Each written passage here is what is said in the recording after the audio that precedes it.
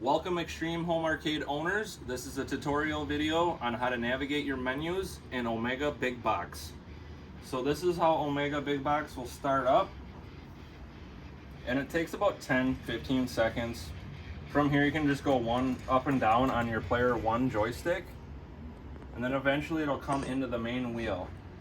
And from here, if I want to get into, say, Arcade Classics or any of the other consoles or file folders that are on here, I'm going to hit my player one, and that's going to get me into this. Then from here, I can go up and down again to select the game that I want, or I can go left to right. And if you hold right, actually, this is going to bring up like a search menu down here. You can do a search, or you can do it alphabetically. So I'm just gonna go find Street Fighter quick. I'm just gonna go to T and then go up to S. So it's a quicker way to get to Street Fighter. So I'm just gonna find that game quick. I'm gonna scroll up until I see it. There it is. And then from here, if I want to play the game, I'm gonna hit my player one again. Player one button. Now the game is loading, and then from here, this game requires coins, so you're going to have your coin button, and you can just hit that a bunch of times to enter some coins.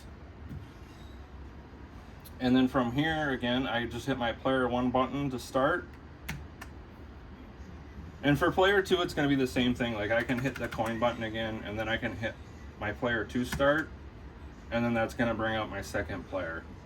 And then obviously from here you can go up and down, left, right, and use your 8 buttons on player 1, 2 that I have, because this is just a 2-player game.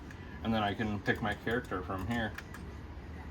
And it's just gonna be a matter too of figuring out which buttons do what in this. So say I'm done with the game now and I wanna back out and go to another game. With this panel, it's got a shift function. So I'm just gonna hold my shift and player 2. And then that's gonna back me out of the game and back into the Arcade Classics folder that I was into. So I'm back into the Arcade Classics folder now. Say I wanna get out of this folder and go to a different one, it's gonna be the same thing. Shift and 2. And then if you don't have a shift function, it's gonna be your player 1 and player 2. We'll do the same thing. So back out, and now I can go up and down on this. And then now you can go up or down again and select what system you want to get into. A lot of the newer games are going to use like Xbox controllers. There's light gun games on here. I can show you, let's show you quick. I'm going to go into like Super NES. And this is another tutorial, but I'll just show you quick. So I'm going to go in here, I'm going to hit my player 1 again. And like if I hit coin when I'm in the NES folder, that's gonna bring a menu up on my right. And then you guys can see from here, I mean, you guys can scroll down. It's kind of cool. You can view like the manual, view related games. I mean, you can even view like images, which are cool. Like it'll bring images up of originally what that, you know, the game was and stuff, which is kind of cool how it does that. So it's kind of fun to kind of do that. And then again, shift player 2 to back out. Shift 2 again to back out. And then say I want to get to my desktop, do the same thing. You just keep hitting shift 2 or 1, your player 1 and 2 again.